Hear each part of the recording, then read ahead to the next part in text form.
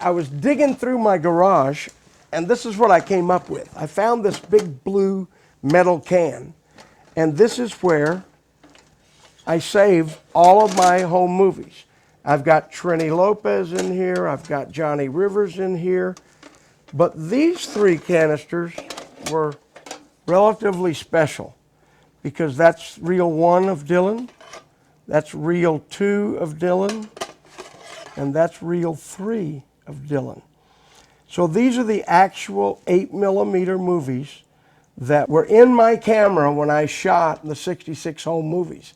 And I've had people say to me, I can't believe how pristine these films look on your DVD. And I found out that part of the reason they look so good, we found out when we did the rank Cintel transfer, is that we stored the films in metal cans. Those metal cans were sealed off in this metal can, and that's why everything is as pristine as it is. I want you to meet Robbie Robertson here, and Garth Hudson, Mickey Jones, Rick Danko, and Richard. They're all poets.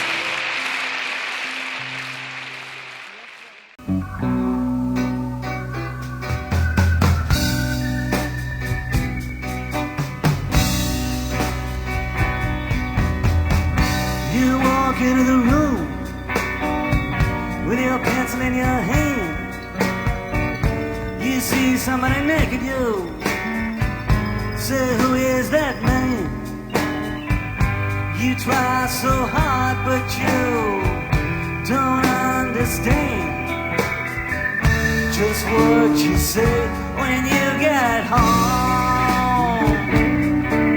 Because something is happening here, but you don't know what it is. Do you, Mr. John?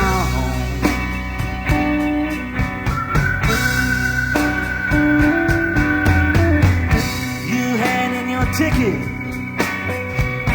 to go watch the geek who suddenly walks up to you when he hears you speak, saying, how does it feel to be such a freak? And you say, oh my God, am I here all alone?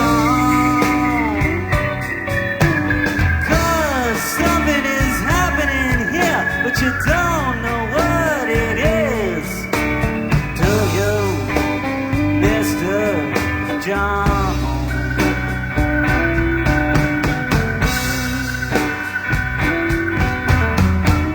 You have many contacts among the lumberjacks to get your facts when someone attacks your imagination.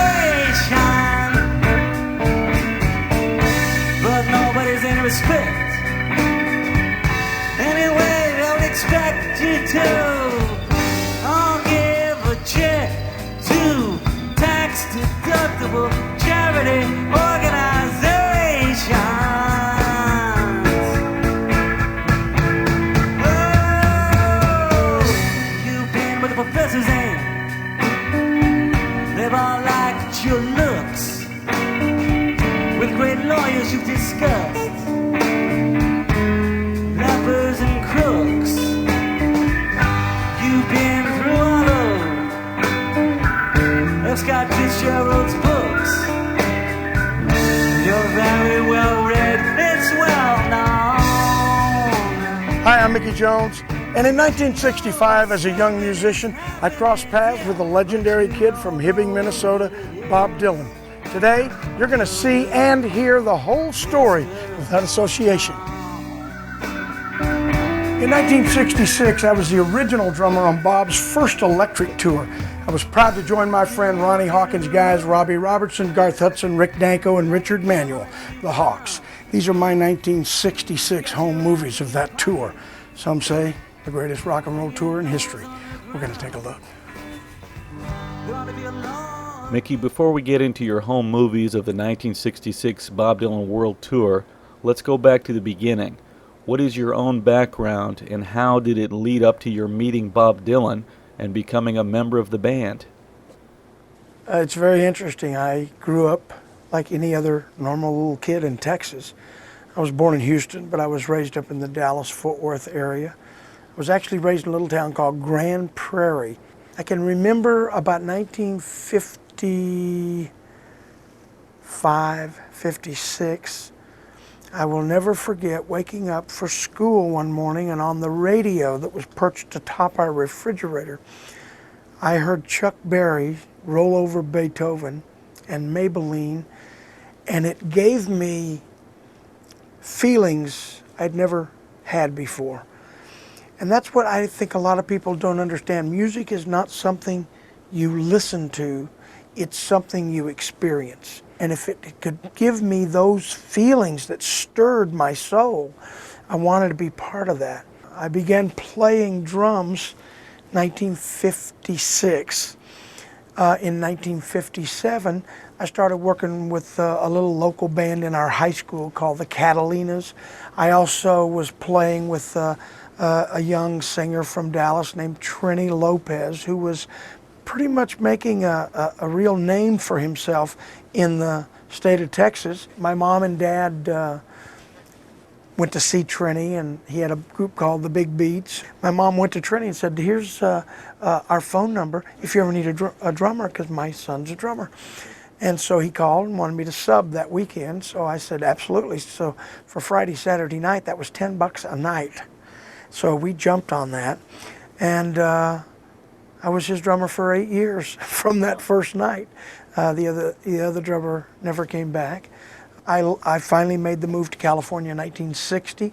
I got married in September of 1960 in San Diego, and I realized, you know what, you cannot make a living playing music. You have to get a job, a real job.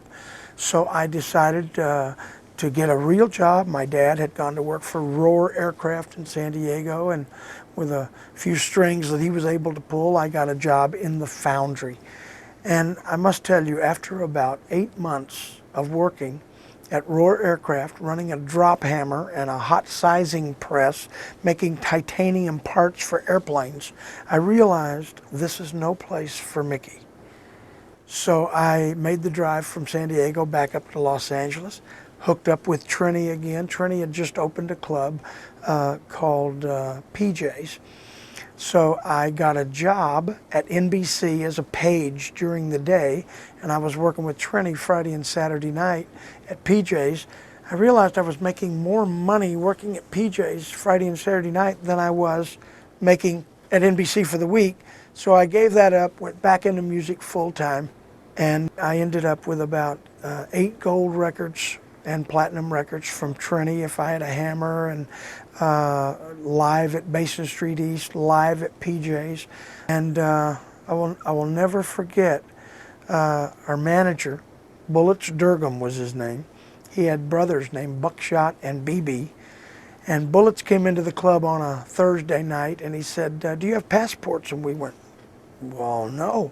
He said, we need to meet in the morning at 10 o'clock at my office to get your passports, because next Thursday you're going to Holland. And here I was, this kid from Texas, and I was going to Holland. It just sort of didn't compute up here that I was going to Holland. Sure enough, next Thursday I was on a plane to Holland. And I went to Europe about 8 or 10 times with Trini, worked all the countries in Europe.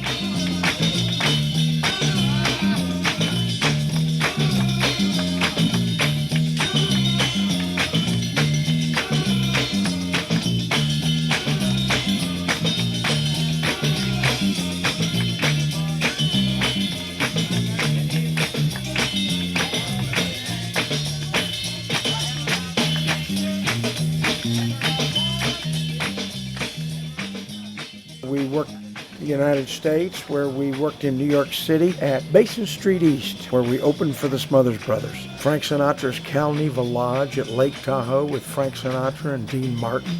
And we were going back and forth between the States and Europe all the time. And in Paris, we ended up working the Olympia Theater with the Beatles and a French artist named Sylvie Vartan.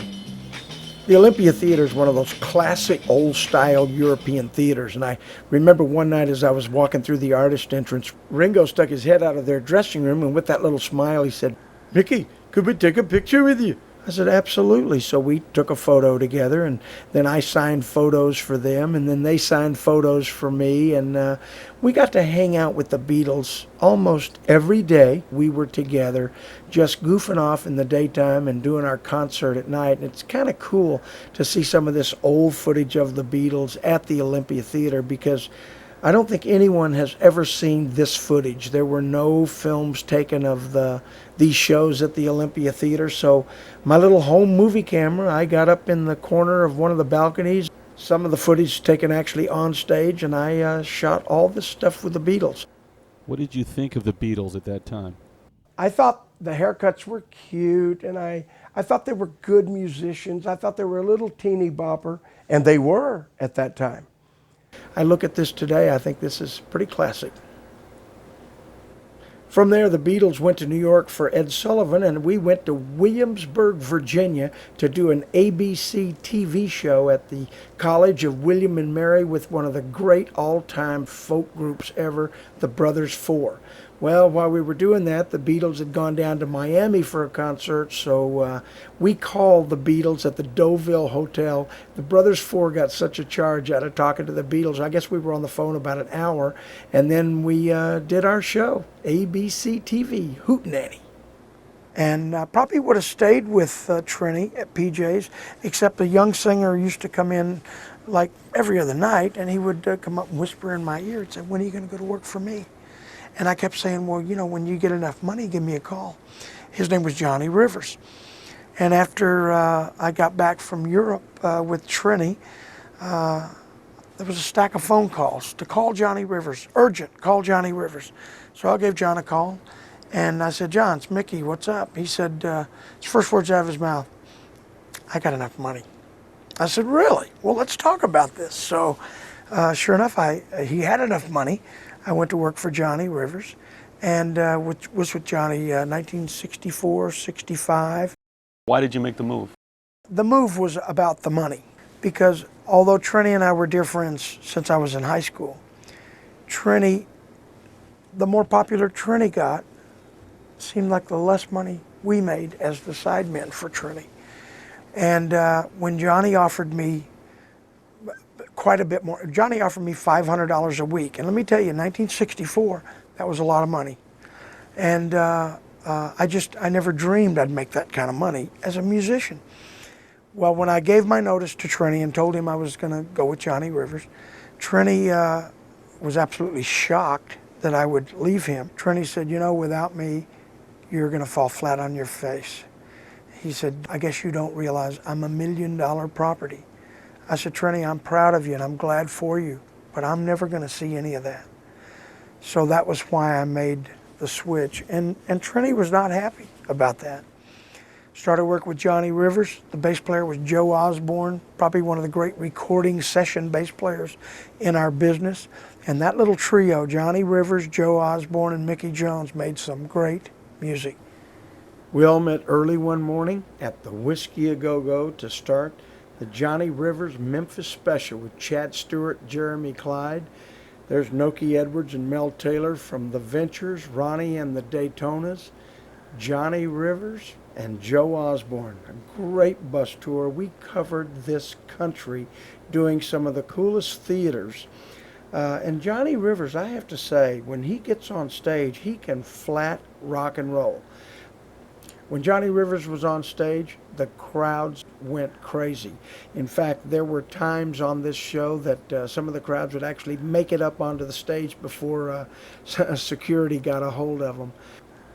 One of the stops on the tour was New York City, where we did the then famous TV show Hullabaloo. And we ended the tour in Memphis, Tennessee. This was the culmination of about 2 months on the road, and what a perfect spot to have closed that show, none other than Chuck Berry. In early 1966, Johnny Rivers, Ann Margaret, myself, and our bass player Chuck Day lit out for Vietnam. We did USO shows all over the South China Sea, all over Vietnam. And Annie used to get one of the sailors up to do some dancing with her. And my footage proves that white men can't dance. I got to meet the Marine Corps Commandant, General Lew Walt. We were aboard helicopters every day going place to place to do our USO shows, including thousands of Marines at Da Nang. After Vietnam, we went back home to the whiskey, and that's when Bob Dylan came in. I was a fan of Bob Dylan long before I ever met him. I love freewheeling. My favorite album of all time was Bringing It All Back Home. I like Highway 61 Revisited. I just think that he was the consummate poet, and I was a fan. I was a fan of Woody Guthrie. I was a fan of folk music. I was a fan of old blues, the old roots of blues. And when I say that, I'm talking about Lightnin' Hopkins and Sonny Terry and Brownie McGee and John Lee Hooker. And could you hear those styles when you were listening to Dylan's early albums? Absolutely, there's no question that he was at the beginning of that folk music scene, and his roots were in that old blues. There's no question about it, which automatically made me a fan of Bob Dylan. So when he came into the Whiskey A Go-Go, I was pretty impressed. And it's funny, I had been going out with a waitress at the club, and she came over and she handed me a note, and she said, "Look at this, because Bob Dylan is here." I said, "Yeah, I'm hip." She said, "Well, he wants to meet you." I went, "Yeah, right," because why would he want to meet me? So on my break at the club, I walked over where Dylan was sitting, and I was trying to be somewhat nonchalant, a little cool, I just kind of walked by. And he motioned for me to come over, so I walked over, and he said, "Sit down." So I sat down in this back booth where Dylan was sitting, and he said to me, "You're my favorite rock and roll drummer in the world." I'm like, "Yeah, right." And he said, "I would love to record with you." And I thought, great, I'm up for that. I'd love to do that. He said, "We're having a little party tonight up in the Hollywood Hills, and I'd love it if you came by so we can chat." I said, "Cool." So he gave me the address, and I'm pretty elated that I got to meet Bob Dylan. And so I thought, well, I'm going to go up to this party. After a couple hours at this party, I didn't have the chance to really sit down with Dylan, so I said, "You know what, I'm out of here." So I walked over and I said, "Bob, I just want to say it was good meeting you, and I'm going to be splitting now." And he said, "Well, we need to talk." I said, well, you're pretty busy here, so I'm going to head on out." He said, No, we need to talk." So we went back into the kitchen of this house, and it was myself and Bob Dylan and Bob Newirth. And my gosh, we must have talked until the sun come up. And we talked about politics, we talked about music, we talked about us getting together. He said, most definitely, he said, "I just want to record with you. I love the way you play." Well, that's a great compliment to me. And I gave him my phone number and everything. And I said, "Well, when you get ready to record, call me, because I'd love to do that."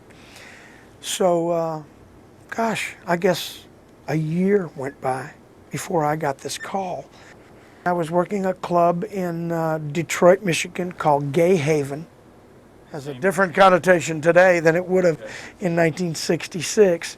And somehow I got this phone call at my room after I was out for the afternoon. There's a phone call back operator 6 to call Albert Grossman. Well, I didn't know who Albert Grossman was, so I didn't return the call. So we go out to dinner. There's 2 more phone calls from Albert Grossman. I go to work that night. I goof off the next day. I come back. 3 more phone calls from Albert Grossman. And I'm thinking, who can this guy be? So it says call back operator 6, which means he's paying for the call. So I call back. And the lady answers the phone, Grossman and Associates. I said, "Hi, my name is Mickey Jones. I'm calling for Albert." And she said, "Oh my God, stay on the line. We've been looking for you." And I said, "Okay." So Albert Grossman gets on the phone. He says, "Mickey, Albert Grossman." I said, "Well, hi, Al. Who are you?" He said, "Well, I'm Bob Dylan's manager." I went, Oh, well, it started to make sense then. Now I'm glad I made that phone call back. And he said, yeah, we've been looking all over for you. Bob Dylan wants you to be his drummer. And all we had ever talked about was recording. So I said, is he doing an album, a single? What's going on? He said, no. Bob Dylan is going to start a world tour, and he's going to play electric. He wants to put a band together. Well, like any good musician, my first question was, well, how much is this deal going to pay? And he said, I'll let Bob discuss that with you. So 5 minutes after 3, I guess, the phone rang, and it's Bob Dylan. I said, Bob, how you doing, man? We talking, chat a little bit. I said, well, now, Albert really didn't tell me the details, but he told me you were going to put a group together and you were going to do a world tour electric. He said, yeah. He said, that's what I want to do. All I want to do is play electric. I said, well, what's the deal? How much? He said, well, and I've already got in my mind on the plane, I wrote out some scenarios. I'm already making $500 a week. I don't think he's going to offer me any more than that. He said, I'll start you out at $750 a week. And I said, could you hold on? I put the phone down. I looked at my wife. I said, he wants to give me $750 a week. She said, you know what? It's what you want to do. You should do it. So I go back. Okay. And now I'm already made this deal with Bob Dylan. He said, I'll pay all of your airfare, all of your travel, your ground transportation. You pay for your own hotels and meals. And at this point I went, I better back up here, because I said, Bob, I'm flying first class now. I get all my hotels, all my meals. Johnny Rivers is a very generous guy, and I just don't think I could do it for that. So he came back with, I tell you what I'll do. I will pay for all of your travel, air, ground, hotels, if you'll pay for your meals. And I thought for a second. I went, well, I could eat at McDonald's. So I said, okay. And Robbie Robertson, Garth Hudson, Rick Danko, Richard Manuel, and myself made up that group that did the first electric tour in '66 with Bob. The Hawks came from one of my best friends, Ronnie Hawkins, who I'd known since probably 58 or 59, when Ronnie lived in Fayetteville, Arkansas, and used to work at his club that he owned, the Rockwood Lounge in Fayetteville. I worked there in the 50s. So I've known Ronnie Hawkins forever. Ronnie Hawkins always had a knack for having the best musicians and the best band of anyone. And he did with these guys too, the Hawks. We were rehearsing at what was then Columbia Records recording studio on Sunset Boulevard. And our rehearsals would go on, we'd start probably 8 o'clock at night, and we'd rehearse till 4 or 5 in the morning. So we were working all night rehearsing, getting ready for this tour. There was an original drummer that came with the group to LA named Sandy Konikoff. Sandy was, I assumed that when I was going to be the drummer, was going to play percussion. But after the first or second night of rehearsal, Sandy left, went back to Canada. An interesting thing happened while we were rehearsing. There was a local TV personality named Lloyd Thaxton on Channel 13 in Los Angeles, and he had the Lloyd Thaxton Show, and it was a West Coast version of American Bandstands. My wife shot some home movies right off the TV of Lloyd introducing me on the day that Otis Redding was his special guest star. It was very cool because Lloyd Thaxton introduced me to Otis Redding. He said, Mickey's the drummer with Bob Dylan. And Otis said, oh, gosh, I'd give anything to meet Bob Dylan. He said, we're opening at the Whiskey A Go-Go, and if there's any way you guys could come down and see our show, I'd give anything to meet Bob Dylan. So that night at rehearsal, we're sitting in about 10 o'clock, taking a little break in the coffee room. I said to Bob, I said, man, you won't believe who I met today. He said, who? I said, I met Otis Redding. He went, oh, I would give anything to meet Otis Redding. And I said, I can arrange that. So we go, we see Otis Redding's midnight show. After the show, because I had worked there so long, I knew this place like the back of my hand, I took Bob out the back door and around and up the stairs to where the dressing rooms were. And so I'm standing in the middle and I'm saying, Bob, this is Otis Redding. Otis, this is Bob Dylan. Bob picked up a guitar and he said, I have a song. I just wrote a song that you could really do. And he played Just Like a Woman. And Otis freaked. He said, man, that's one of the best songs I've ever heard. He said, I would love to do that song. Our next recording session, I'm recording that. And he got killed in an airplane crash shortly after that, so he never recorded the song. And if you look at the album cover of Otis live at the Whiskey A Go Go, it will talk about Bob Dylan coming in to see Otis at the Whiskey. Tell me about the rehearsals at Columbia Studios with you and the Hawks. How did they go? What do you remember? We rehearsed, I think we had one night a week off. We rehearsed all the other nights. And because Bob was on Columbia Records, I don't know what the arrangement was, but we used their recording studios, as I said, to do the rehearsals. I liked all the guys in the group. It was a little chilly at first. I think as we progressed and worked, it got better. It got a little friendlier. But the guys, we were total opposites. These guys really didn't speak too much. They were relatively introverted. I'm just the opposite. I can stand and talk to a lamppost for 20 minutes. And did you learn the songs as you went along? Or did we you would know work on, a lot of those songs? Well, I had heard the songs, but some of those songs we did completely different than his early original recordings. They were totally, One Too Many Mornings was a totally different version. So we were learning as we go. And it's interesting, I do a little thing on the sessions, on the recording, the live 66 recording. Bob, instead of doing fancy fills, which I was not a fancy fill guy to begin with, he wanted 8-note build-ups. We'd be playing well, that's what Bob wanted. And Bob was the one who said, try this, do this for me. I want to keep this really simple. Well, it turns out to be that that's one of the things that people like, and that was Bob. You know, I had a heavy right foot. I had a 105 howitzer for a bass drum, and I played pretty simple. I never studied. I didn't know anything about music. All I knew was what was here, and that's the way I played. Tell me about anything interesting about the equipment and sound equipment that was brought along and the problems that were created with these venues that might not have been used to that type of sound system. Well, first of all, those audiences expected a folk music concert. They had no clue that Bob was coming electric. I'm sure by the time we got to Great Britain, word of mouth had gotten around that they were bringing all this sound equipment, a huge amount of sound equipment, the biggest speakers you ever saw.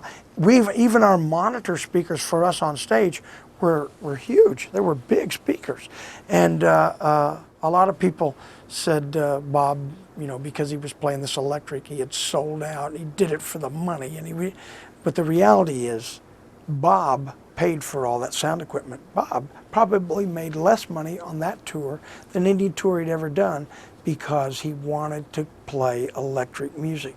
So you can't say he did it for the money because it cost him a lot of money to lug this sound equipment around the world.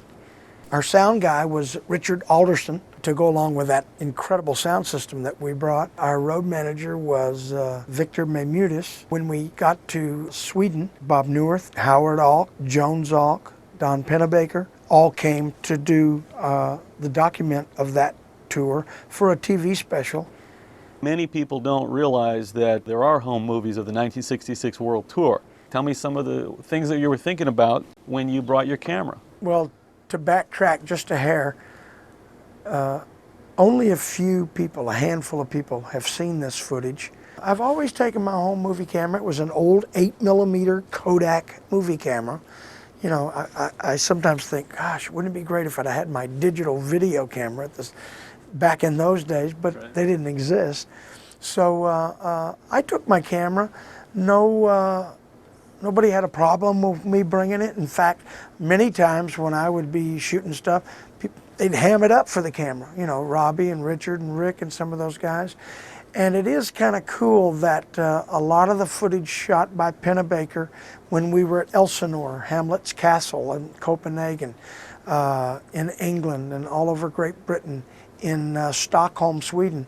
A lot of the footage that Pennebaker shot for the TV special, which became Eat the Document, I'm sort of the behind-the-scenes guy of the making of that Eat the movie. Document, right. So, okay, well, can we get right into it? Absolutely. Please walk us through this tour. We're going to start in Hawaii because that's where we started the tour, the first concert in Hawaii.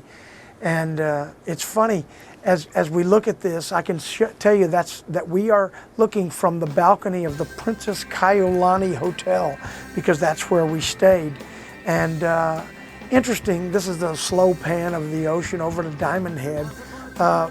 Garth Hudson was my roommate, and just the neatest guy in the world, and truly one of the great musicians.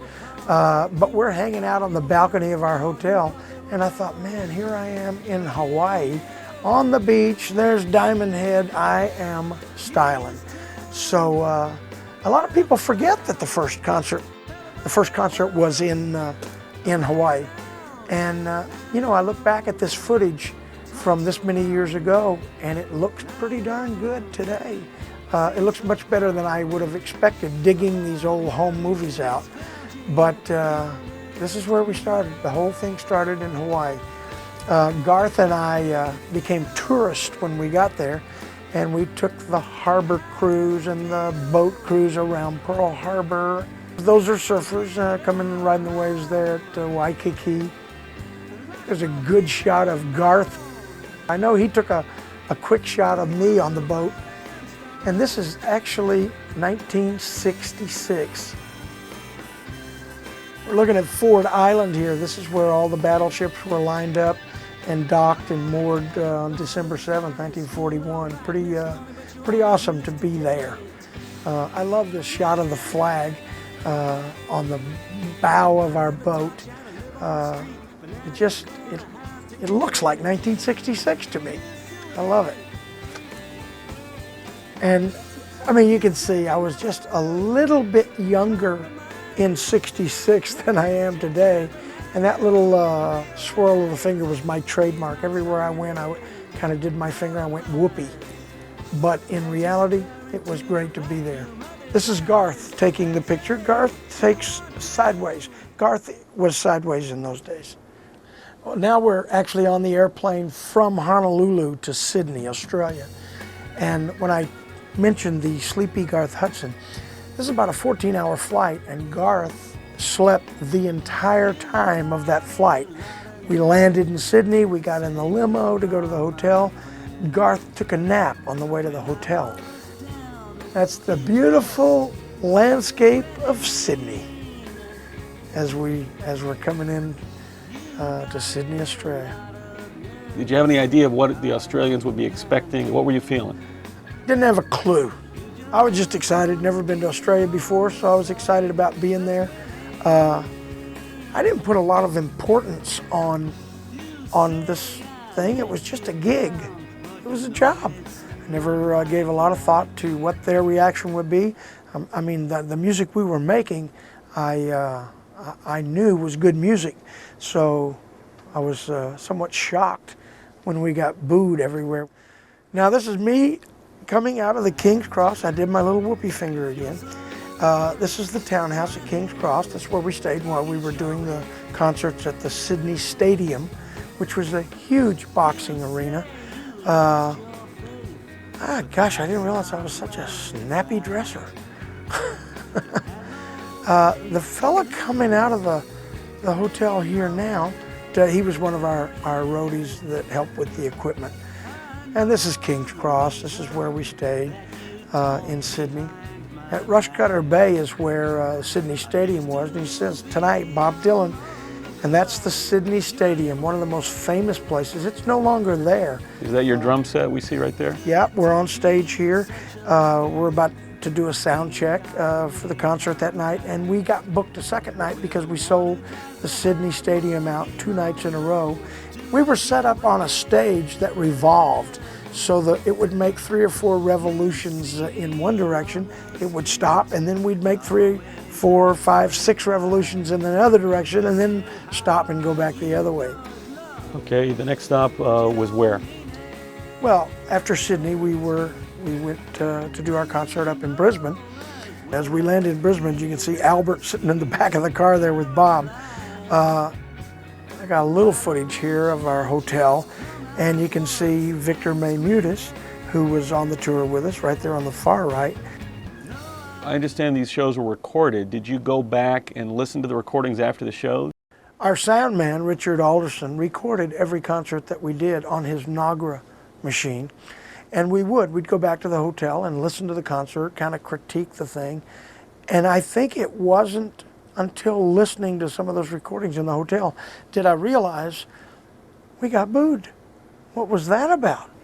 And we all laughed about it, Bob included. We'd have the biggest laughs when we'd hear them boo. The more they booed, the heavier my right foot got, and the more Bob Dylan laughed. After Brisbane, what was the next stop, Mickey? Well, from Brisbane, we went straight down to Melbourne. And Melbourne's a unique place. That's the head of the government of Australia. And that's where we did our TV show. This is our hotel in Melbourne. We stayed at the Sheraton. It was kind of cool because from my room I could see the government buildings, and we were right across the street from a new park called John F. Kennedy. And I guess the Australians had a love affair with John Kennedy because they had a park and a whole memorial to him in the park. It was here in this hotel room that I was rousted about 7 a.m. by the Melbourne Police Department. Wanted to know if I was at the pot party the night before. Fortunately, the young lady who had been accompanying me had already gone to work. But I was rolled out of my bed. They went through my movie film and looking for drugs and found nothing. But it was a little bit weird to be rousted by the cops and rolled out of your bed onto the floor that early in the morning. As we go under the train trestles and the underpass here, you'll see the concert hall in Melbourne that we performed at. It was called Festival Hall, and it was the one and only live television broadcast of our concert in Melbourne. And so I went down in the audience and took my camera and shot a little bit of Bob performing his acoustic set.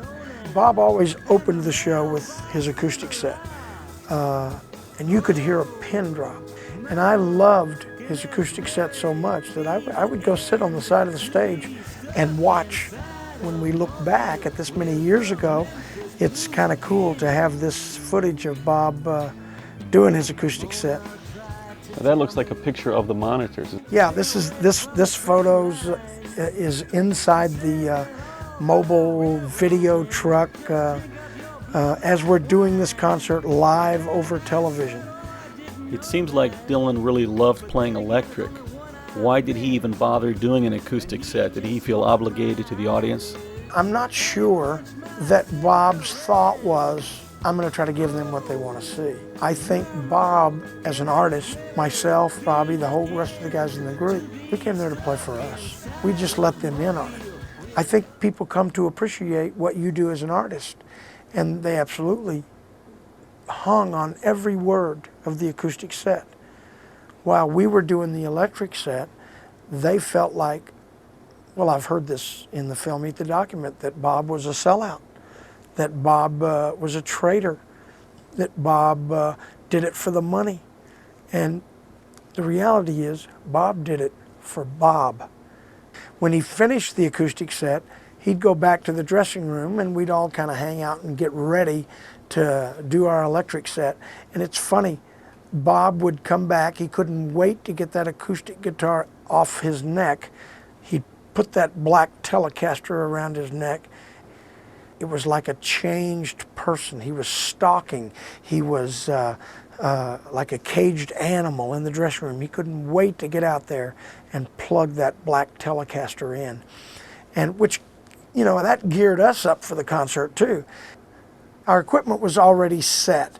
We set that long before the acoustic set. So all we had to do was walk out, sit down, wait for Bob to count it off or Robbie to count it off, and we were gone. We got lost. When we did the electric set, I gave my camera to one of the technicians, and this is live on stage. They had a very fancy backdrop of these sparkly curtains. I'll never forget that. Now, did Bob face you a lot? Bob faced all of us. Bob had moments where he tuned into everybody on stage. Now, obviously we're playing to the audience, so the majority of the time was there, but we had little moments between each other. Now, what are you wearing? Do you usually wear a loose-fitting shirt like that? Yeah, I like to be comfortable when I play. I don't do the tight clothes, and I've had one too many double cheeseburgers, so the loose clothes works for me. Now, that's from a long shot away, but that's the way it looked on TV live in '66 in Melbourne. So this is truly the only footage of our concert in Australia. There's one of the cameras right there as they pan over to Robbie and Rick and Bob. And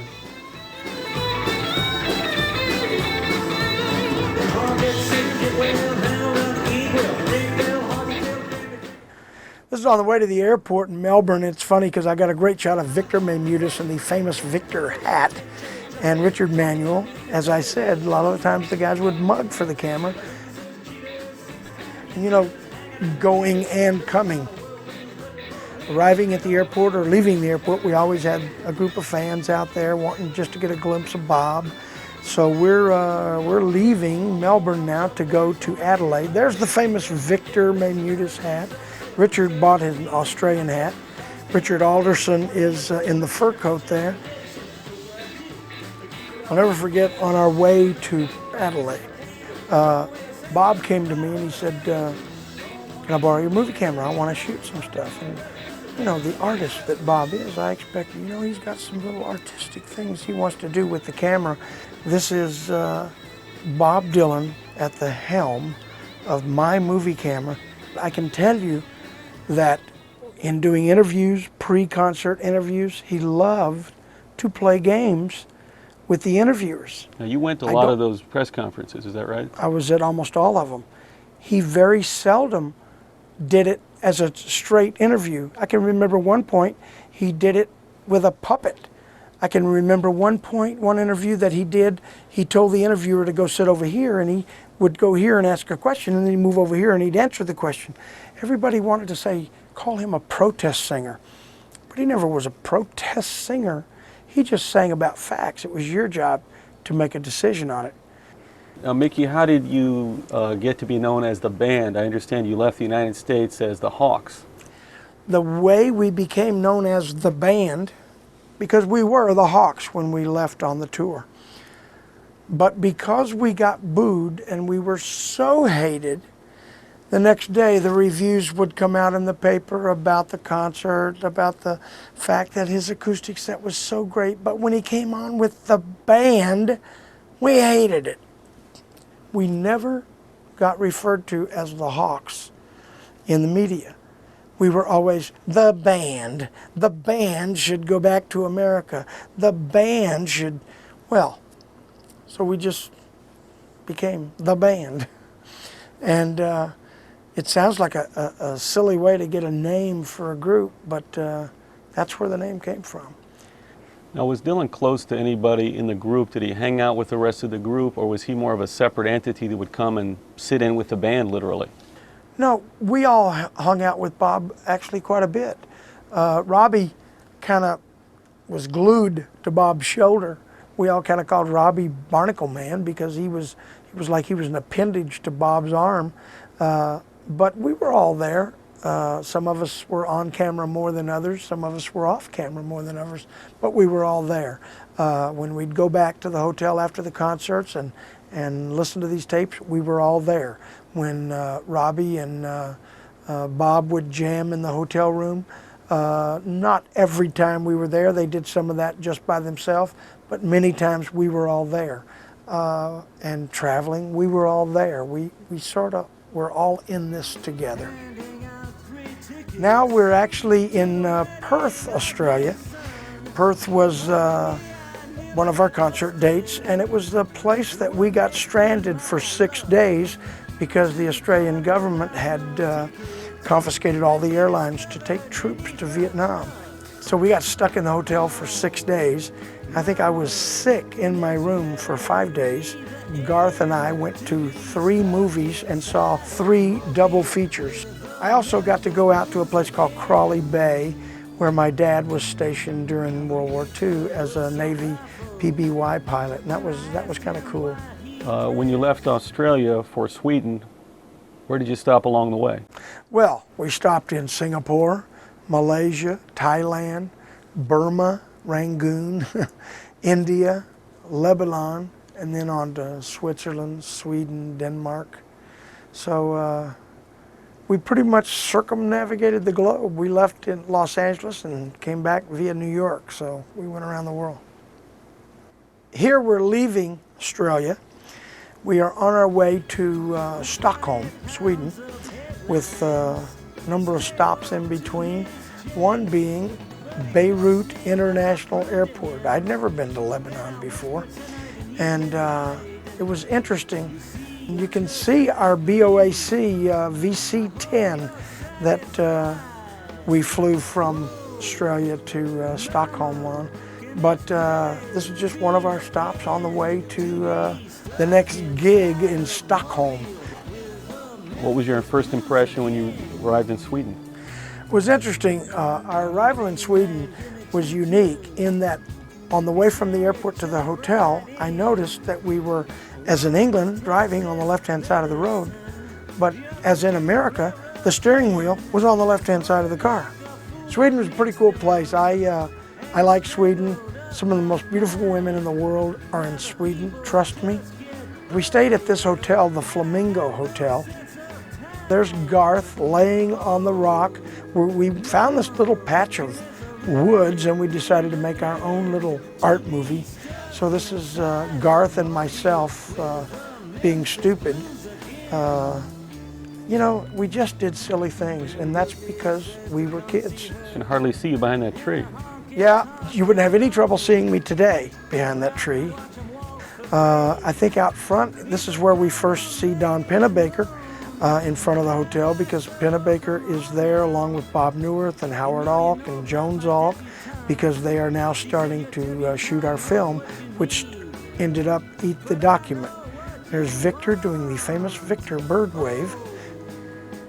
It was crowded day and night with kids out front of the hotel. They were everywhere. I met a kid out there with a little motorbike, and I talked him out of a ride. So this is the only footage of me riding the motorbike. There were some stills of this that have shown up in different books through the years. This is looking out my window at some of the kids that are hanging around, hoping to get a glimpse of Bob, actually. This is out in front of the hotel, and you can see that, I mean, it's that way night and day with kids that are coming to try to get a glimpse of Bob. This is on the bus that took us over to the concert. There's Robbie. The guy in the hat sitting on the bus, I have no clue who that is. Somehow he was able to just get aboard our bus, as I would call a hanger-arounder.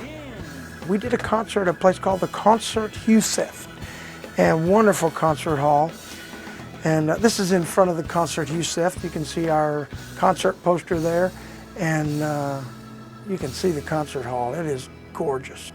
After the show, there's always a lot of folks around. They want you to go to this party, they want to take you there. And I met a couple guys who wanted me to go to this party. And my first reaction was, well, are there a lot of girls there? What? And he said, oh yeah, I'll go. So I get in this van with these guys. And an hour later, we are 50 miles outside of Stockholm in a van, pulled over to the side of the road, and these guys are shooting up. And I think my life is over. Because if the cops stop here, I'm going to jail in Sweden forever. So I physically took the keys away from this guy, made my way back to the hotel in Stockholm, and I came within an inch of my life trying to negotiate driving on the wrong side of the road. But thank God I was able to get back to the hotel, and I am not in jail in Sweden today.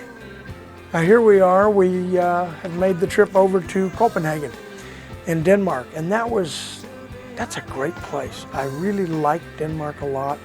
I did the typical tourist thing. I got the Tuborg beer sign, and I got a little bit of Tivoli Gardens, and it was fun. I found the best masseuse I ever have had in the world in Copenhagen. I think one of the highlights of our time in Copenhagen was when we went up to Elsinore, which is Hamlet's castle. And we spent an entire day up there with Bob. Pennebaker went along with Howard and Jones and Bob Newirth because they were shooting part of the film for the TV special, which became Eat the Document. You're going to see our group here as we arrive at Hamlet's castle. There's the group. We even had a chair carrier. That was pretty cool.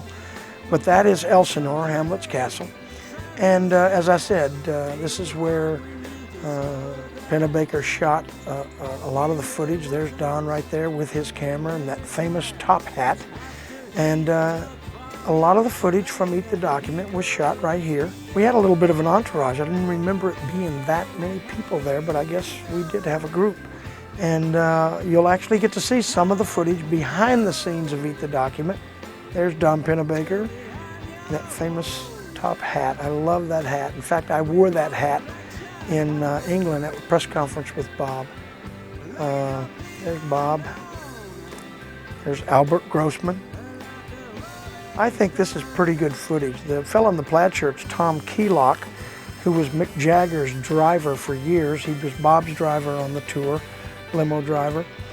And we pretty much saw every nook and cranny of Hamlet's castle. The gal in the white suit is Joan Zalk, who was doing sound along with her husband Howard Alk. We made the guards laugh. Don't try that in England. Yeah, don't try that in England. How did Bob enjoy this day at the castle? What was he doing? Well, you know, I don't know about Bob as a vacationer sightseer. The whole point was that we wanted to shoot some footage of Bob at this very famous place. Albert Grossman came along. Richard Alderson came along, our sound man for the concert, just to be part of the group. So most of us were there when we shot, and we were basically just walking around shooting kind of touristy stuff that was used in Eat the Document. There's the group as we're going, as we're around Hamlet's castle. You cannot mistake the Bob Dylan walk. You know that's Bob Dylan's from any distance. It's Bob Dylan, no question. Now we're on our bus going back into Copenhagen, and I decided to take the helm, and, well, not the helm, but the microphone, and be the tour guide for Fred Perry, our roadie. There's Richard, Manuel, and we're on the way back into Copenhagen for our concert. So after a great concert, here we are leaving Copenhagen.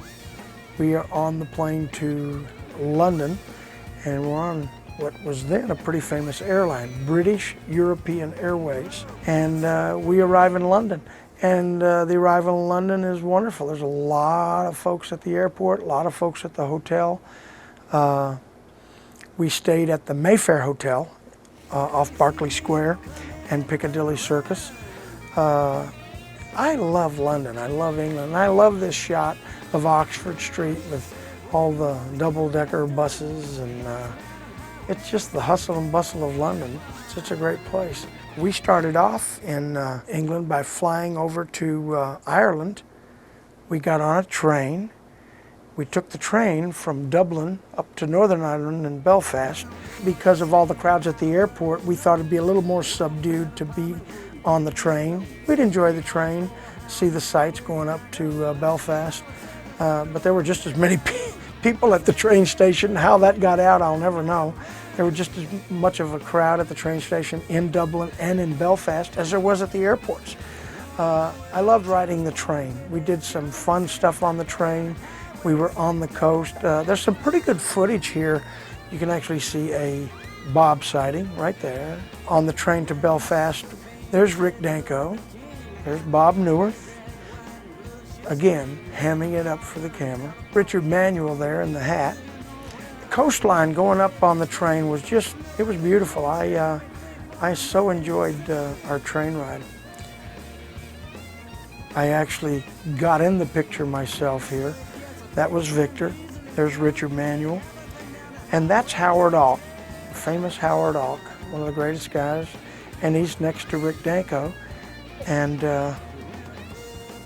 I actually put Howard's hat on. I happen to love that hat, and nobody wears a hat like me. I mean, I can show off a hat as good as anybody. But I will not do that whoopee wave again.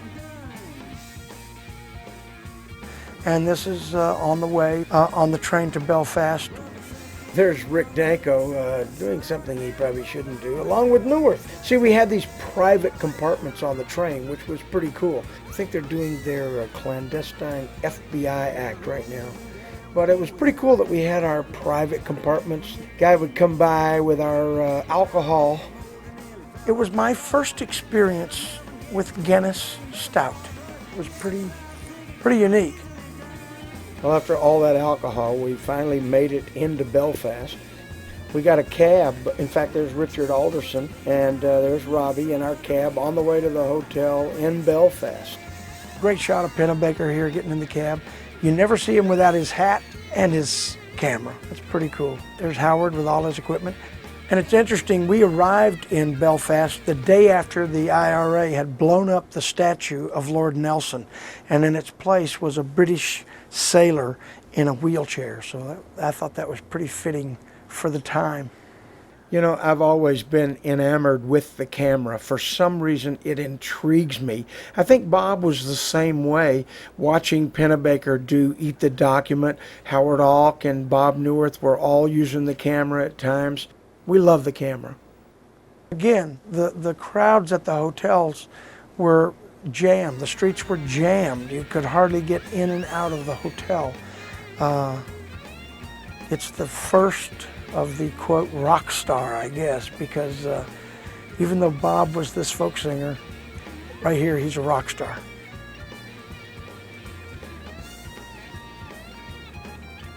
I think we're on our way over to sound check right here. We're getting cabs over to the concert hall. Bob Neuwirth, the classic Bob Neuwirth. Mickey, can you compare for me the audience reactions between Australia, Denmark, Sweden, and Ireland? Were the audiences reacting any differently to your show? Pretty much we got the same reaction whether we were in an English-speaking country or a foreign-speaking country. Believe me, in foreign countries where they don't speak English, the kids who study English in school, they know every lyric of every Bob Dylan song. But when it came to the electric set, not well received anywhere in the world. Our first inclination should have been Hawaii. But by the time word had gotten around and by the time we got to Great Britain, it was not a pleasant scene in Britain. We got booed big time. As you started the tour in Australia and continued to Europe, do you feel the band was getting better as you were going on? Tell me about how the music improved or stayed the same. Well, obviously, the very first concert you do, there's those little jitters. Are we going to do this right? Is everything going to be right? As we progressed, obviously, we got tighter. We got better. It was much more precise. Little accents, little things got better. I mean, not to say that it was not good when we started the tour. But I'm going to tell you something, boy. 2 nights at the Royal Albert Hall, you talk about bringing the house down. It was like the culmination of everything in a moment. Now we are actually back in England. That's a good giveaway that we're in England. Big Ben. As you can see, it's a pretty typical dreary, drizzly London day. The famous tour bus in Great Britain. There's Howard and Jones Alk right behind Don Pennebaker. Is that Pennebaker without his hat? That's Pennebaker without his hat. We should love that. And there was Garth and Rick Danko. Very cool to go to England. One of the things you have to see anytime you go is Buckingham Palace. Very seldom do you go by Buckingham Palace that you don't see the changing the guard, and here we have the Queen's Horse Guard. It's kind of unique to be there when that happened. If you remember seeing Bob's artistic camera work on the airplane, Victor and I went out and found this lovely field with all these little daisies, and I decided to do my own cinematic art. Well, it's Victor. How artsy can you get? One of the fans at one of the concerts that we did gave Bob this painting that he had done, so on the tour bus we stuck it in the back. I don't know if it even went home with him, but it possibly did. We're actually in the county of Derbyshire, and this is a very famous place. It's the Chesterfield Parish Church, famous because of the Chesterfield crooked spire. I went into an antique store and bought this old German helmet. I did not have a clue because we were still so close to the end of World War II, and I certainly meant no disrespect, but it was a historical artifact. Yeah, here we are with Bob's acoustic set. Now this is either Leicester or Birmingham. I did go out front with my camera and shoot a little bit of Bob doing his acoustic set. You got to remember that I was not only Bob's drummer, I was Bob's fan. Many times I would go out with my movie camera and I'd shoot part of this acoustic set, and I would get lost in just watching Bob perform. There's nothing like sitting in the front row and watching Bob Dylan play acoustic folk music. It's unbelievable. A lot of the fans I know, they know every detail about this. They know what kind of guitar this was. They know the make and the model and the year. They know about the suit. They know everything there is to know about Bob. This is a pretty good shot of Bob Dylan, 1966, live. Now, this is a little bit of the electric set. You can see that black Telecaster that Bob played. I gave the camera off to someone else to go shoot a little bit of footage for me because I couldn't shoot. I had to give the camera away to somebody and hope that they got some decent footage of us doing our electric set. We kicked that thing off with Tell Me Mama, and there was a little unrest in the theater even before we started the tune because everybody's checking their tuning. We're kind of getting ready to get into this mode of the electric set. Bob would get that Telecaster on, man. It was so cool just to watch him walk on stage. Everybody would applaud, but they weren't sure what the heck they were going to see. They didn't know what to expect. We counted this thing off. We got a little bit of a feel going first, and then came the countdown. And boy, I'll tell you what, when I slammed that snare drum to kick off Tell Me Mama, the place went crazy. Now here's a good example of something we changed. One Too Many Mornings. The acoustic version was nothing like the electric version. The time was different, the meter was different. We had harmonies on the song. I'm not sure that people listening even knew that we were doing One Too Many Mornings. It was totally different. It was Rick Danko that leaned in next to Bob for that one harmony line when he sang, "Behind." I understood in Liverpool they actually recorded the concert for a possible live album. Was that show any different because you knew it was being recorded? I don't think the show was any different. Bob Johnston, who produced Bob Dylan for Columbia Records, had come over and he wanted to do a test recording of the concert for a possible live album. And so we recorded Liverpool. In fact, I have that tape that actually came off the machine of our Liverpool concert. Royal Albert Hall was going to be the big concert album. We also recorded the Manchester Free Trade Hall. As it turned out, the Manchester Free Trade Hall was the one that was released. For years, people were able to get bootlegs of that CD and build it the Royal Albert Hall, but it was in fact the Manchester Free Trade Hall. Anyway, we all made our contact and we had our moment with Bob in the middle of the show. The one that comes to mind for me is when Bob would go to the piano, he'd put the Telecaster down, sit down at the piano for Ballad of a Thin Man. Mr. Jones, a lot of people call it. And Bob would look up at me and he would, with this little look, he'd say, "No offense, Mickey." And I would look back and I'd go, "None taken, Bob." Let's talk about the Manchester Free Trade Hall concert, which of all the nights on the tour, that's even thought of as not only the tour that changed the face of rock and roll, but maybe the moment that changed the face of rock and roll. Take us through that scene that I'm sure you've been asked about many times. The Manchester Free Trade Hall was the concert that stood out of the tour because of one thing, the Judas shout. When the crowd was stomping and doing this in unison stomp and clap to show their distaste for the electric music. As the clapping and foot stomping came down, from the balcony we heard, Judas! And Bob Dylan looked around and he walked to the mic and he said, I don't believe you. I don't believe you. You're a liar. You're a liar. Well, the place went crazy.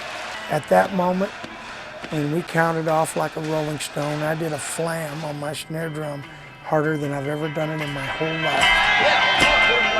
We heard someone say, play effing loud. And a lot of people think it was me.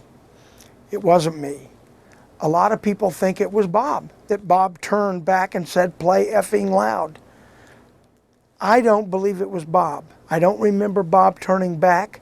The kickoff, the foot stomp to kick off like a Rolling Stone was Robbie. Bob was still facing the audience. Had it been Bob, it would have been real loud on the mic. I believe that it was one of the stage crew because I detect a bit of a British accent. I've listened to it a number of times, and it wasn't me, and I don't believe it was Bob. I think it was one of the guys on the stage crew enjoying the moment. The Judas shout was sort of the culmination and I guess the icing on the cake of the negative feelings about the electric tour. Funny that this many years later, as I said, people say we didn't get it, and now we get it, and we considered it the greatest rock and roll tour in history. We knew we were making good music. There was no question about that. We knew we were making good music.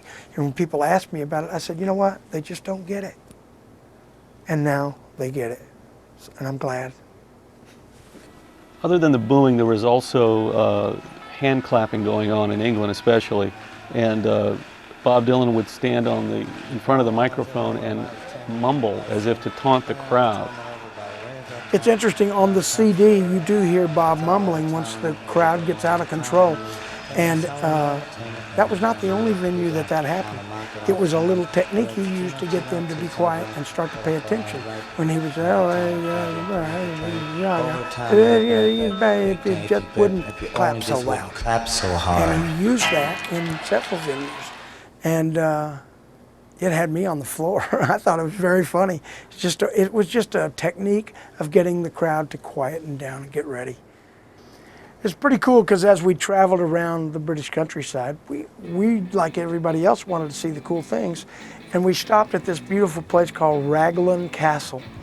And I shot a little bit of footage of it just from a historical standpoint. I wanted to see it. But then also there's some shots of the guys. There's some shots of Rick and myself and all of us playing like we're tourists. I did this nice little shot from up top. I did my little artsy-fartsy shot. I had Rick laying down in this beautiful little circle of grass. We're actually on the tour bus and we are just about to cross into Scotland. And it's a very cool thing. As you come into Scotland, you come into where the marriages are performed over the anvils. Incredible old Scottish tradition. So we had to stop and check out the anvil. Took a little break there. We had our lorry, they call it, truck with all the equipment. And so I just grabbed a guitar, went out there and started picking a little bit. And now you've got to remember, I was a drummer my whole life. So I had only learned enough guitar to fool somebody who didn't play guitar. But it was kind of fun. I used to pass my days playing guitar, and I started trying to write songs. So today I do play guitar and I do write songs, but it all kind of started right here on the '66 Bob Dylan tour. Like so many others, were you influenced by Dylan's guitar styles and Absolutely. playing? I could never duplicate what Bob does, but for simple, rudimentary 1-4-5 music, I could do it. And there's Garth. This was our bus driver on the tour. He had the German helmet on earlier. And I guess the other guy's one of our drivers as well. And we are in Scotland. Another art shot, the limo. And oh, I just love the shot. Tom Keelock and Bob Dylan.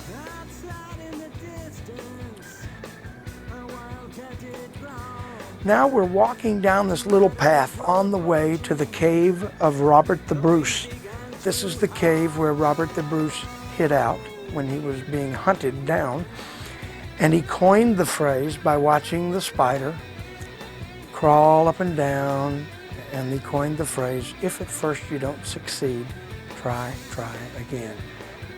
You know, coming into Scotland and into Glasgow, the countryside there is the most beautiful thing you've ever seen. That looks like the Psycho House. It's what I thought of when I shot that picture. Don't know the name of this castle, but it just got my attention. I'm just amazed that these trucks can get through these little streets. It just blew me away. Now, you know, this is from our hotel room window. Garth and I were hanging out together, and so we saw that there was a commotion. Something was going on down on the street. So we decided we better go investigate. And that's when we saw the kilts. Well, that is the tradition of Scotland. From Scotland, we took a little side trip from Great Britain over to Paris, where we played the Olympia Theater. A very special place for me to play because I had played there with Trini Lopez, and on the bill with us was the Beatles. And then I had also played there with Johnny Rivers. And now I came back to Paris to play the Olympia Theater with Bob Dylan. Unique thing happened on stage at the Olympia Theater in Paris.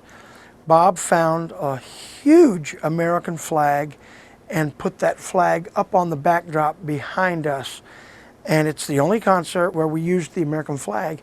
Now, why did he go with that big flag?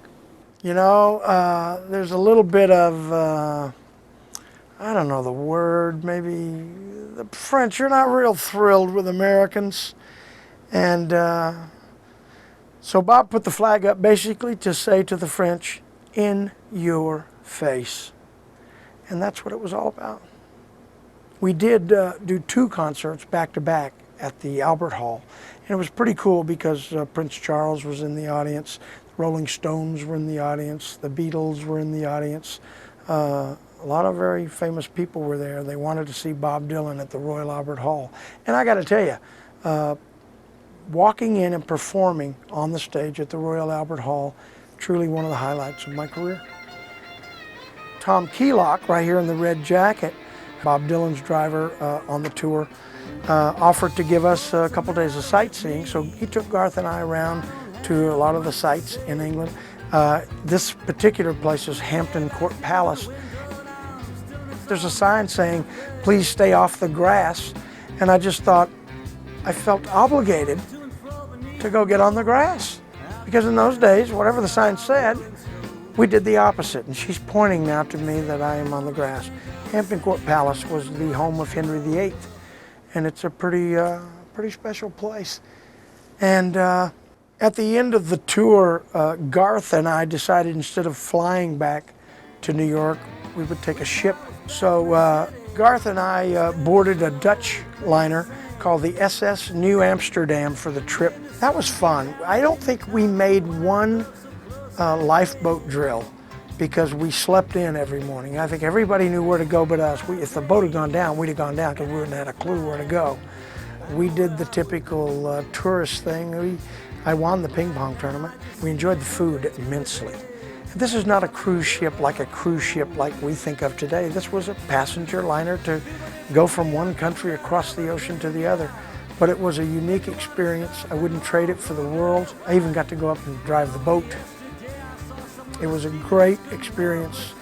That time with Bob Dylan was truly an experience of a lifetime. Even though we didn't know when we were doing this tour that it would be anything special.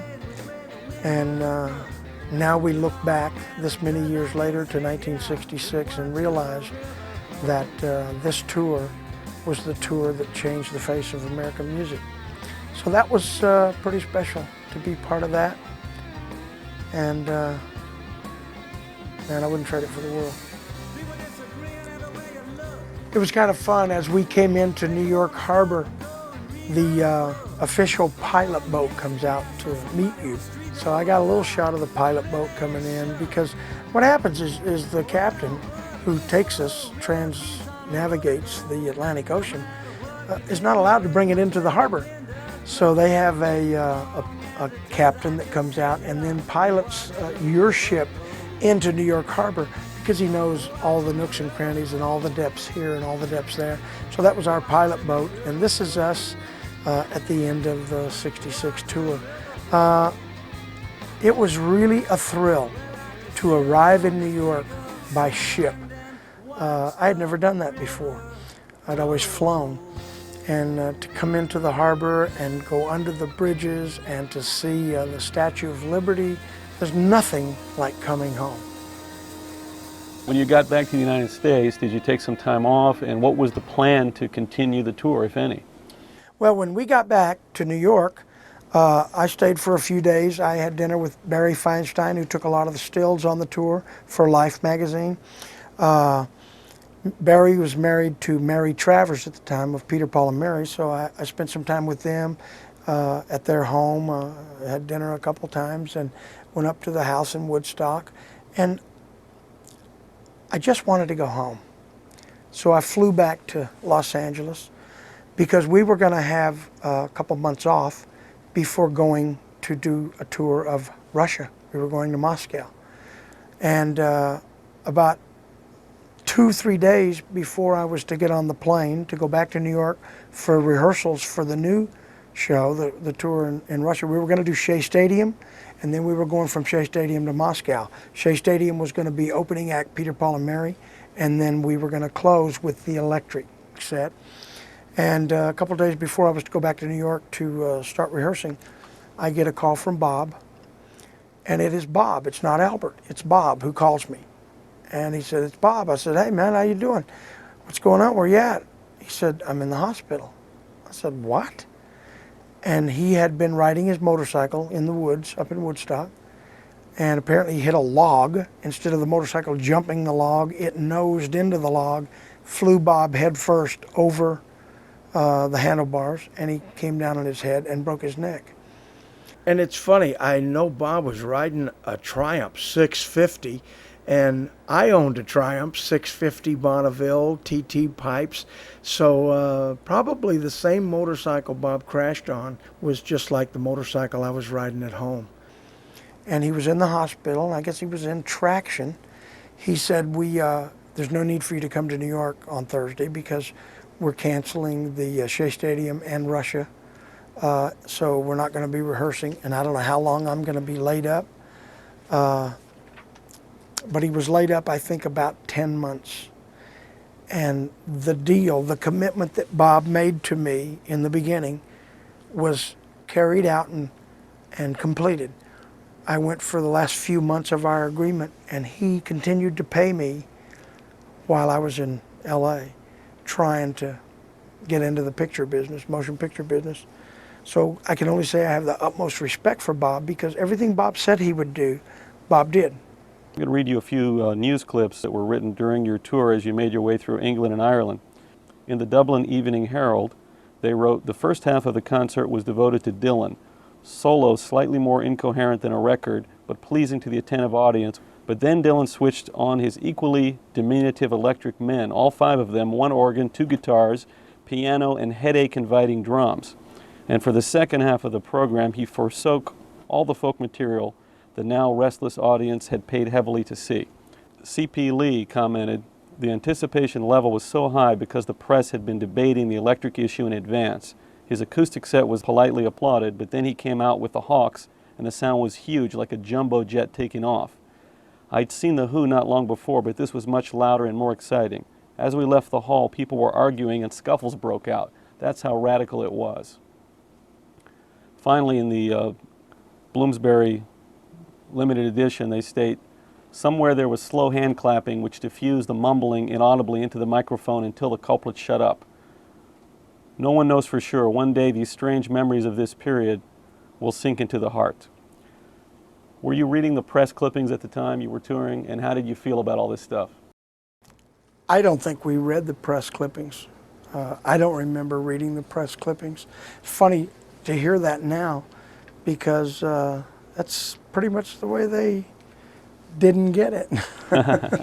And you know, it's upsetting when you hear some of that about they paid to hear that folk music and that perfect feel for the folk genre, and then they got something else. Well, you know what? They did get the folk music.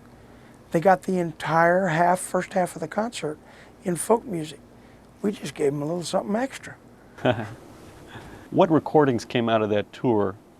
One of the singles that was released that was actually recorded live on that tour was the B-side of I Want You, called Just Like Tom Thumb's Blues. And we never thought that the live concert would be released because of the booing. And it may have been Bob's decision, it may have been Columbia's decision, it may have been his management decision, I don't know. But I do think that the release of the Bob Dylan 1966 live CD is something the fans have been waiting for years. I never thought I'd see it released, and here it is in it's in every Dylan fans collection in the world.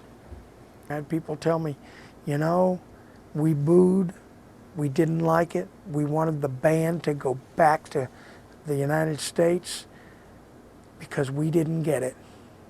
And now, after listening to all those CDs, and especially the 66 live CD that was recorded at the Manchester Free Trade Hall, May 17th, 1966, their comment today is, took us a long time, but now we get it.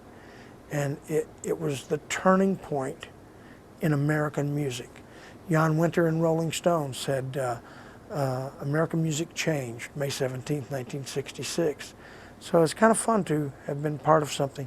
But people will ask me questions. Did you realize that you were part of something that absolutely changed the face of music? And I say, I had no clue. How do you think Bob Dylan has evolved as an artist since 1966? Was 1966 his peak, as some people say? What do you think of what he's done in the past 35 years?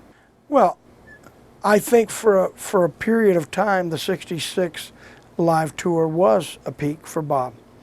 And once the CD was officially released, definitely a peak. But when I hear things have changed and some of the new things that Bob is doing, he's just as sharp today as he was then. Nobody can turn a phrase like Bob Dylan. Nobody can use as many words as he uses in one line than Bob Dylan. And I do believe he's changed and evolved, and he's just as good, if not better, today than ever. What can you tell fanatic Dylan fans about Bob personally? There are people out there that almost get this aura of Bob Dylan, that Bob Dylan is more fantasy than a real person. And he's a real person. He really is. How close is Dylan's real personality to that fantasy, if at all? That's a great question.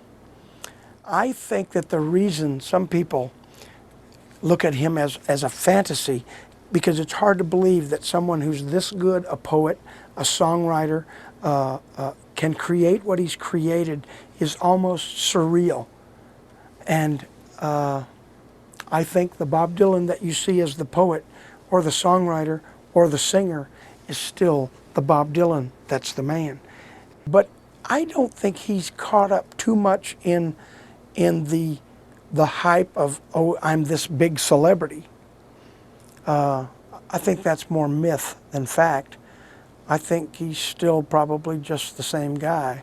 Although I'm a member now of the Motion Picture Academy.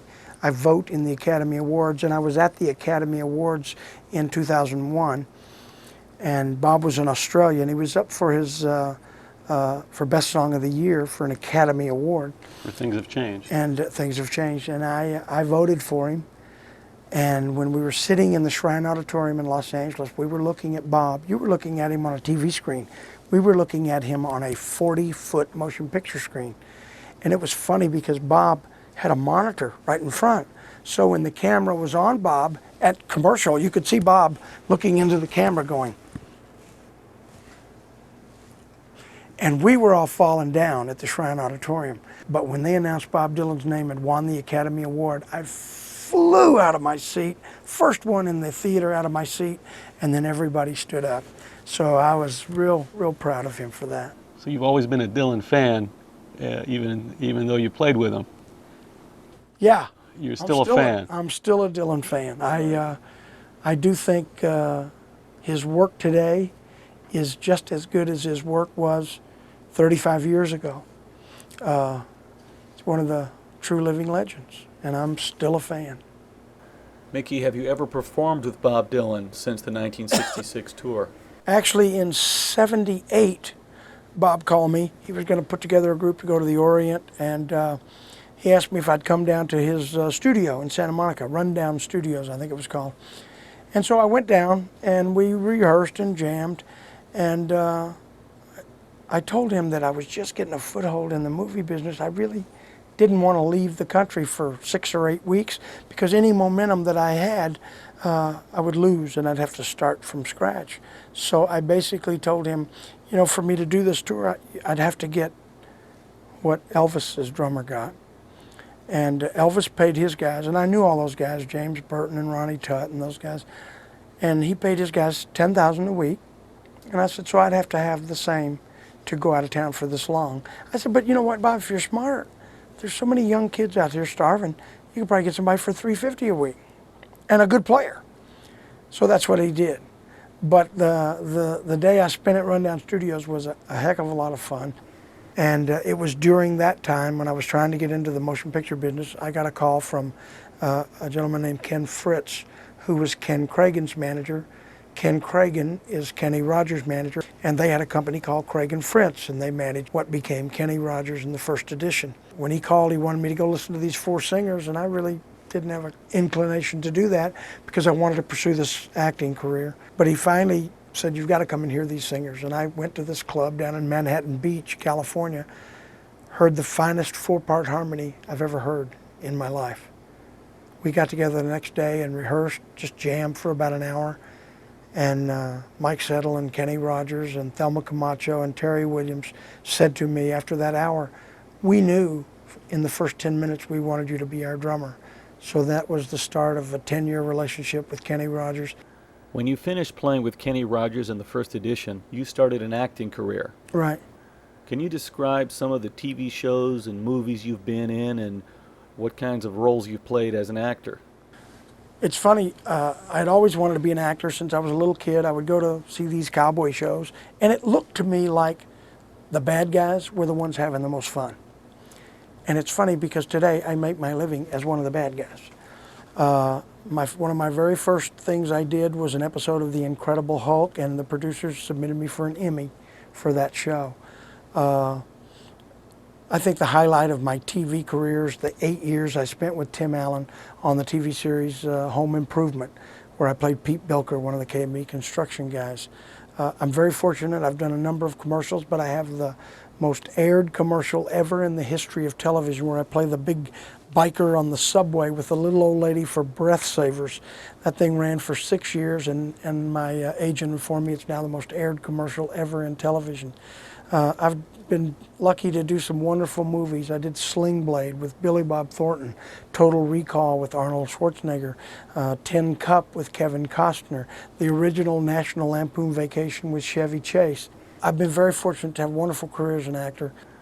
How many years were you a professional musician, and why did you change careers? I spent 8 years with Trini Lopez, 3 years with Johnny Rivers, 2 years with Bob Dylan, and then Kenny Rogers in the first edition was together for 10 years. I have 17 gold and platinum albums on my wall. I wouldn't trade what I did in the music business for anything, but I reached a point that it was time to let go, because it's a young man's business. Traveling and being on an airplane every day is a young man's business. And when I was a young man, it was great. I loved every minute. But I made that transition into acting, and I'm having more fun at this stage of my life than I've ever had. have you had an occasion to get back on stage in the last 20 years? You ever get to practice your chops and do a little drumming?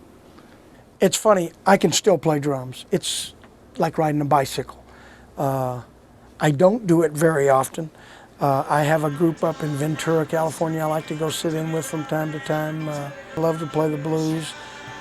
My friend Joel Gilbert here has a group called Highway 61 that they recreate the Bob Dylan experience and our live CD. And we've become good friends, and I will from time to time go introduce them, and I'll get up and play a couple tunes with them, and that's kind of fun. Music has become fun again. I went through a period of time that it was not fun.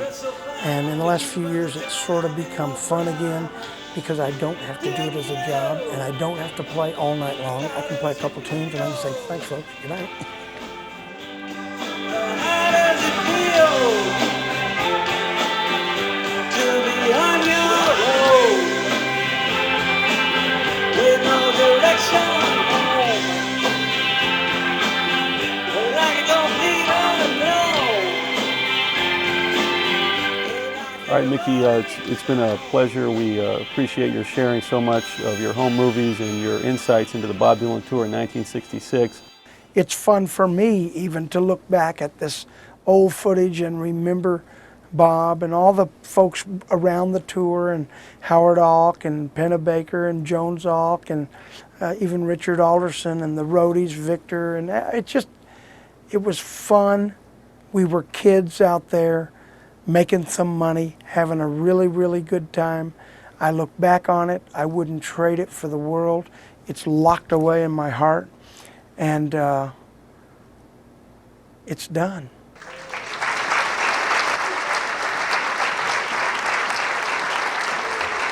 Thank you so much for having us. This is a pleasure for us, trust me.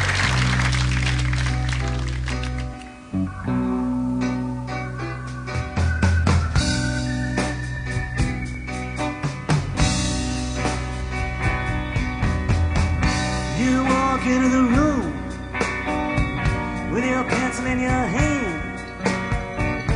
You see somebody naked, you say, who is that man? You try so hard, but you don't understand just what you say when you get home. Because something is happening here, but you don't know what it is. Do you, Mr. John?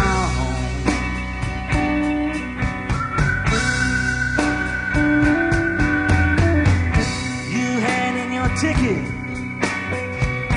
to go watch the geek who suddenly walks up to you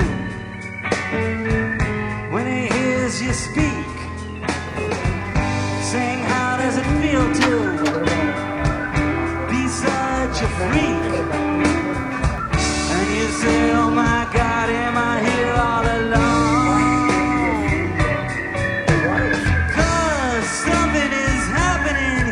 But you don't know what it is, do you, Mr.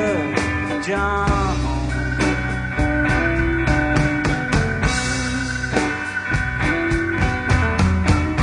You have many contacts among the lumberjacks to get your facts when someone attacks your imagination. I'm truly honored and touched that you would come and spend the evening with us and actually see my home movies. And that you paid to see my home movies is even better. I think the last time these movies were shown were in my living room in 1966.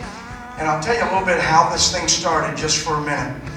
I met a guy named Joel Gilbert performing out in Simi Valley. I went up and sat in with him, and then I mentioned to him, yeah, I've got a bunch of old home movies that I took on the 66 Bob Dylan tour. He said, you're kidding. He said, can we look at that? So we dug it out and looked at it. Would you welcome my friend, Joel Gilbert.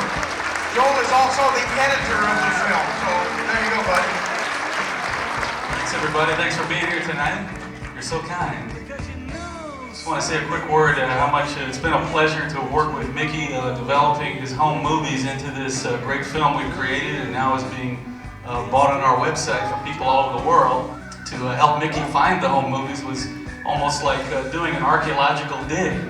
The first level was a lot of acting stuff and the Incredible Hulk, and then we went down and we got to the Kenny Rogers, the first edition level. Trini Lopez had gravitated toward the top, and the Johnny Rivers has worked its way up. And somehow we found the Bob Dylan reels on the very, very bottom. And I was so happy that we found them, and we looked at them, and the clarity was amazing. Without further ado, I hope you'll just kind of sit back, and I hope you have as much fun watching this as we did putting it together. God bless you, and thank you for being here.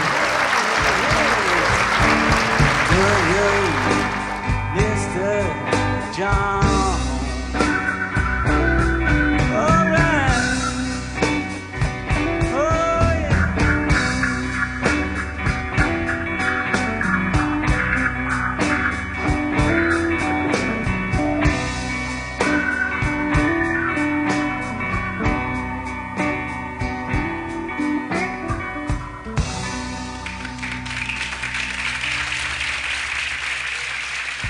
Everybody.